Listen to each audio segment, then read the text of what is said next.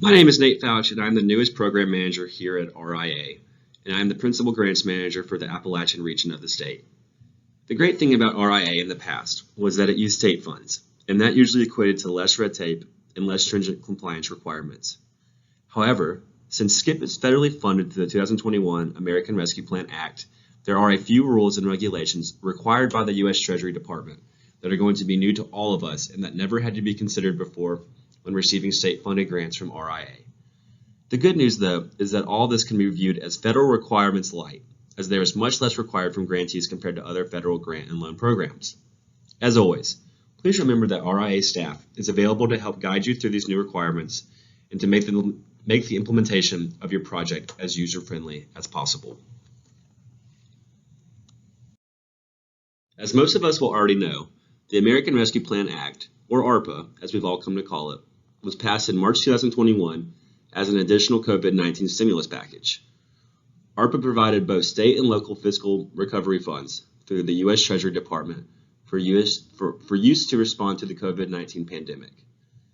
In addition to local funds that all towns, cities, and counties received, the state of South Carolina received about $2.5 billion total in ARPA money, and RIA was fortunate to receive $1.4 billion of that for the SCIIP program.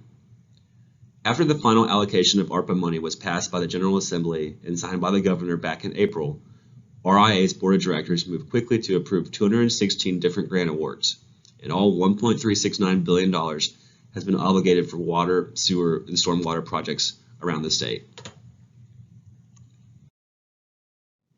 With all this new money, the bulk of the federal compliance requirements comes from two main sources: the U.S. Treasury's final rule for the coronavirus state and local fiscal recovery funds, and uniform guidance found at 2 CFR 200 in the Code of Federal Regulations. The U.S. Treasury's final rule was developed specifically for the state and local fiscal recovery funds that were part of the American Rescue Plan Act and were finalized just about a year ago last April. In total, it's about 400 pages of guidance that is good reading if you're having trouble falling asleep at night. But the good news is that RIA has already reviewed this guidance in detail and structured the relevant sections of it as the requirements of the SCIIP program. Perhaps the most important federal requirement that comes from Treasury's final rule is the federal expenditure deadline of December 31st, 2026. Uniform guidance is federal law dealing with all federal awards, including financial management and federal procurement code.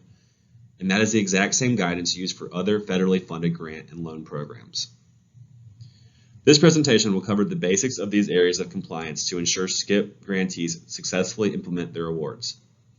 The applicable federal requirements are all detailed in the SCIIP Grant Award Agreement. Additionally, each grantee should have a copy of the project management procedures, which can be viewed or downloaded from the RIA website.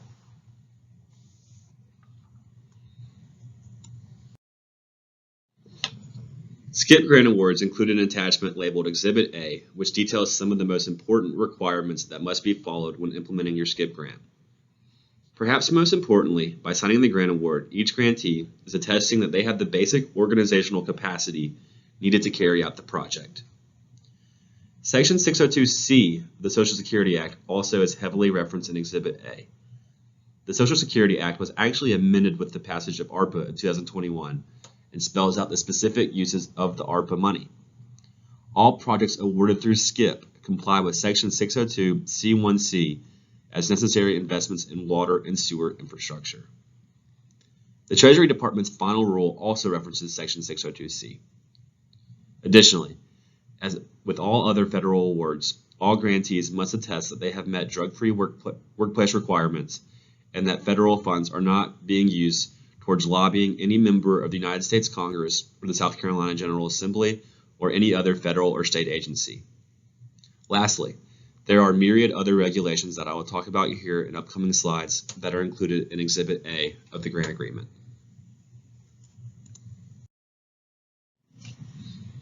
We will be discussing uniform guidance at 2 CFR Part 200 a lot today, but these represent the standard federal requirements that accompany all federal awards and are not just specific to SCIIP.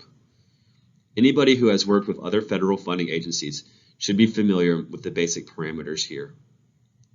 Later portions of this presentation will go into more detail with procurement and financial management, all based on uniform guidance found at 2 CFR Part 200.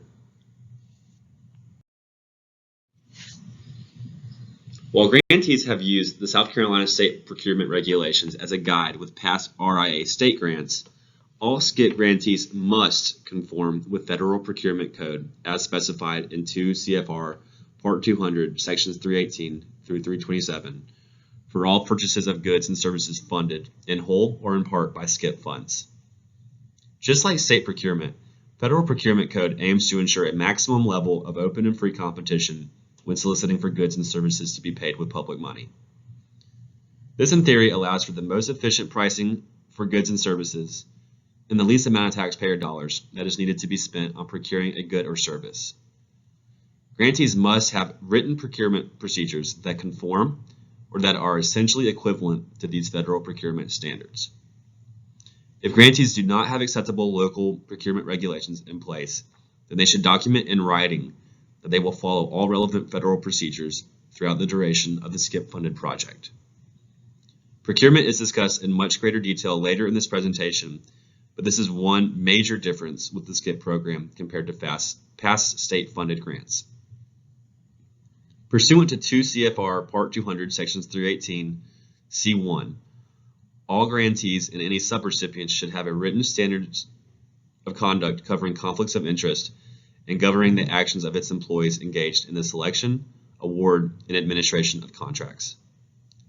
RIA recommends that each grantee have a conflict of interest policy that defines what constitutes a conflict of interest, outlines a process for disclosure and resolution, prohibits elected officials and employees from accepting anything of monetary value from prospective contractors, adopts practices that exclude personnel who have real or potential financial interest in companies under consideration during a selection process, and incorporates regular training for staff.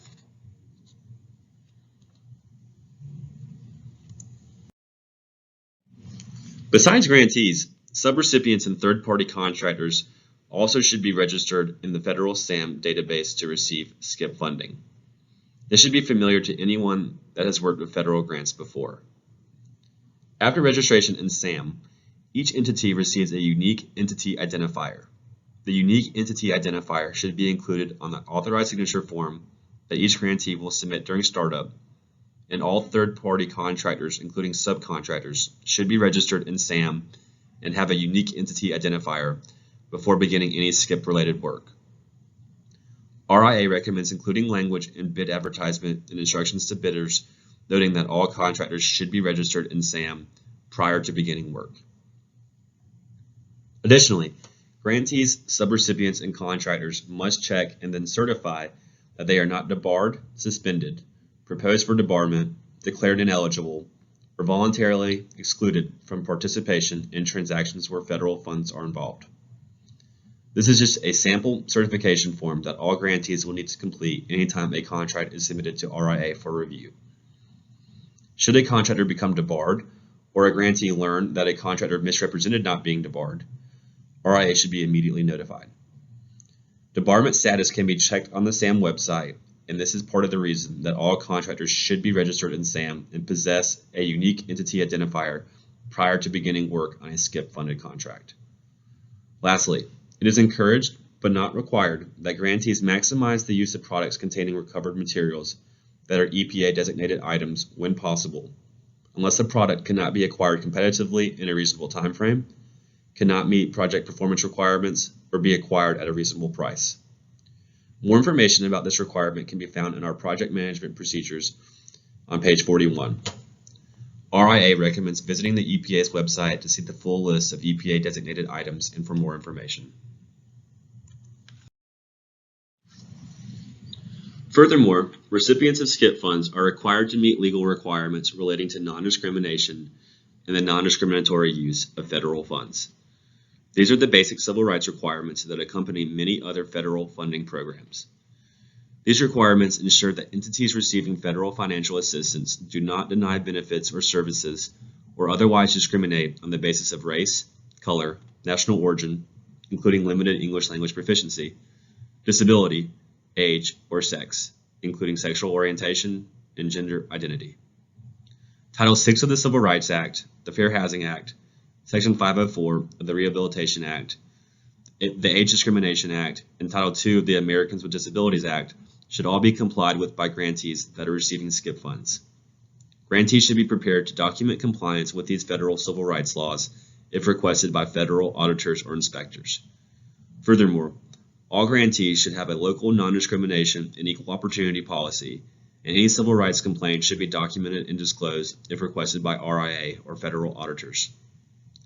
The project management procedures on pages 43 and 44 contain language regarding equal opportunity that must be included in all contract documents. Unlike many other federally funded programs, no National Environmental Policy Act, or NEPA, environmental review is required prior to commencing construction for SCIIP-funded projects. This will certainly help to speed up the startup on your SCIIP project. However, the grantee and any SCIIP-funded contractors must comply with the Clean Air Act and the Federal Water Pollution Control Act. Additionally, all state environmental and permitting requirements still apply with SCIIP projects. We will have representatives from DHEC and DOT later in this presentation that will discuss permitting in further detail. For acquisition of real property, easements, or rights-of-way, compliance with the Uniform Relocation and Real Property Assistance Act, or URA, is not required with SCIIP funds like it is on other federally funded construction projects. However, the U.S. Treasury Department strongly recommends following URA as a best practice.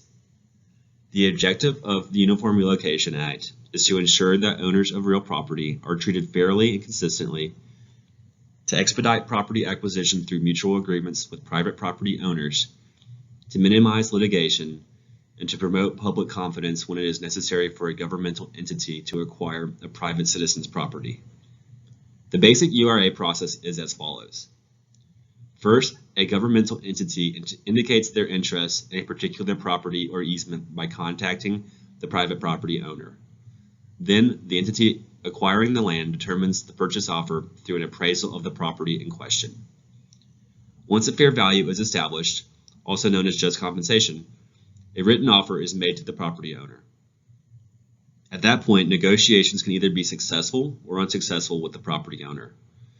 If successful, the property owner agrees with the established just compensation amount or may negotiate a slightly higher amount. Once in agreement, a deed between the property owner and entity acquiring the land is executed and recorded. If negotiations are unsuccessful with the property owner, a condemnation lawsuit can be filed with the courts if the entity acquiring the land exercises its eminent domain power. Again, RIA recommends following the URA process as a best practice, but it is not technically required to ensure compliance with the Treasury's final rule. Remember, you will need to have control of property or certify that no acquisition is required before bidding for a contractor and before RIA will approve a construction contract. SCIIP grants do have some labor requirements, but they are not nearly as burdensome as other federal programs.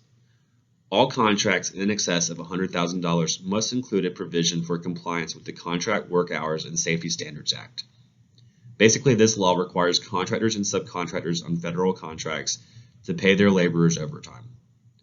Additionally, it requires wages for laborers to be computed based on a 40-hour work week. For all hours over 40, laborers must be paid 1.5 times the normal rate of pay. Additionally, the Act requires sanitary and safe working conditions for all laborers on a federally funded contract. To ensure compliance with this Act, RIA has developed a certification form that must be signed by contractors when submitting a pay request. The project management procedures on page 45 contains the exact language that RIA will require to be inserted in all construction contracts in excess of $100,000. Two other fair labor requirements that are new with SCIIP are the Davis-Bacon Act and the Copeland Anti-Kickback Act.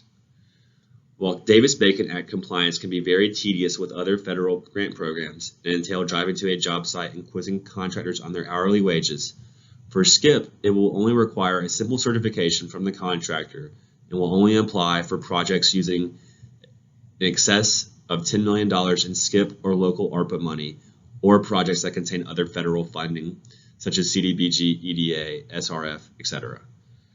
The Davis-Bacon Act ensures that all laborers are paid the local prevailing wage on federally funded projects. Prevailing wage determinations can be found on the SAM website and vary based on the type of project. The Copeland Anti-Kickback Act is intended to ensure that contractors do not coerce their employees to give up or kick back any part of the compensation that they are entitled to. Just like for the Contract Work Hours and Safety Standards Act compliance, RIA is only requiring contractors to complete a certification form that states that they are in compliance with Davis-Bacon and the Copeland Anti-Kickback Act with any request for payment. Additionally, there is language in the project management procedures on page 45 that must be inserted into contracts for projects using over $10 million in SCIIP or local ARPA funds, or for projects funded with other federal funds where Davis-Bacon and related acts are applicable. In summary, there are some more hoops to jump through with the SCIIP program compared to past RIA state grant cycles, but we are dealing with a lot of federal money here. The U.S. Treasury's final rule and uniform guidance at CFR 200 make up the lion's share of the new federal requirements, and the relevant parts of both are included in each grant agreement's Exhibit A. SAM registration and certification against debarment are new as well with the SCIIP program, but are essential in making sure that we are using contractors that are above board with Uncle Sam. Civil rights requirements are new as well, but are hopefully nothing new to the majority of grantees. Lastly, some environmental and fair labor requirements will apply on contracts over a certain dollar amount, but by and large, RIA will just require that the requirements are included in contract documents and that a certification form is provided from contractors stating that they are following these requirements anytime that a payment is requested. Please remember that RIA staff is always available to discuss these new federal requirements for your SCIIP project in further detail, and we have designed this program to be as user-friendly as possible when complying with these new requirements.